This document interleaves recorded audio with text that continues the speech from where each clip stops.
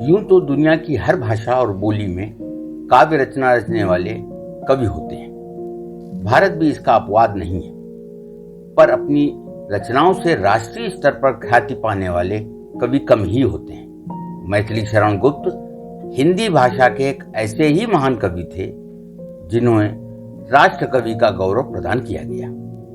उनका जन्म उत्तर प्रदेश में झांसी जिले के चिरगांव में 3 अगस्त 1886 को सेठ रामचरण दास खनकने के घर पर हुआ था। घर में जमींदारी और घी की आड़त थी। ऐसे संपन्न वातावरण में उनका बचपन सुखपूर्वक बीता। उन दिनों व्यापारी अपना हिसाब किताब प्रायः उर्दू में ही रखते थे, अतः उनके पिता ने प्रारंभिक शिक्षा के लिए मदरसे में भेज दिया, किंतु वहां उनका मन नहीं लगा।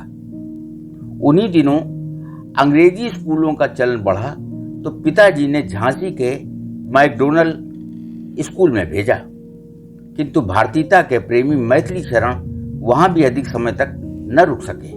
वे वापस चिरगांव आ गए और घर पर ही पढ़ने लगे। उन्होंने संस्कृत, बंगला और उर्दू का अच्छा अभ्यास किया। इसके बाद गुप्त जी ने मुंशी अजमेरी के साथ अपनी काव्य प्रतिभा को परिमार्जित किया। झांसी में उन दिनों आचार्य महावीर प्रसाद द्विवेदी रेलवे में तार बाबू थे। उनके संपर्क में आकर गुप्त जी खड़ी बोली में लिखने लगे। हालांकि बोलचाल बुंदेलखंडी में ही करते थे। उनके साहित्य में हर पग पर राष्ट्र और राष्ट्रभाषा से प्रेम की सुगंध आती थी।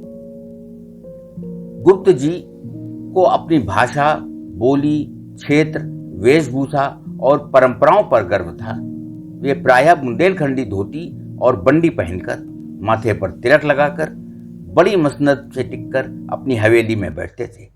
उनका हृदय संत की तरह उदार और विशाल था। महात्मा गांधी ने उन्हें राष्ट्र कवि की संज्ञा दी। 16 अप्रैल 1941 को वे व्यक्तिगत सत्याग्रह में भाग लेने के कारण गिरफ्तार हुए। पहले उन्हें झांसी और फिर आगरा जेल ले जाया गया। आरोप सिद्ध न होने पर उन्हें 7 महीने बाद छोड़ा गया। राष्ट्र कवि के रूप में ख्याति पाने के बाद भी अहंकार उन्हें छू नहीं पाया। यूं तो गुप्त जी की रचनाओं की संख्या बहुत अधिक है, पर विशेष ख्याति उन्हें भारत भारती से मिली।